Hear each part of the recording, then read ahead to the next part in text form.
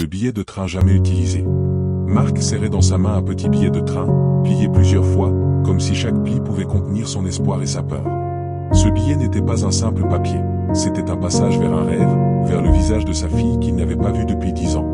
Chaque matin, il se répétait les mêmes phrases, « Aujourd'hui, je la verrai. Aujourd'hui, tout sera comme avant. » Mais la vie a ses propres plans, souvent cruels.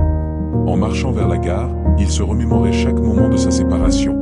Le départ précipité, les appels manqués, les anniversaires oubliés, et ces photos qui semblaient l'éloigner encore plus.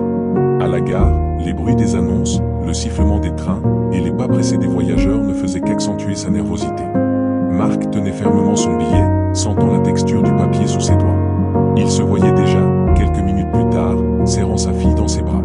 Il avait imaginé ce moment des centaines de fois. Les larmes, le sourire, le parfum qu'il avait tant aimé. Tout était dans son esprit. Puis, soudain, une douleur fulgurante lui traversa la poitrine. Il chancela, ses jambes fléchirent, et il s'effondra sur le sol froid de la gare. Les gens autour criaient, certains tentaient de l'aider, d'autres restaient paralysés par la scène.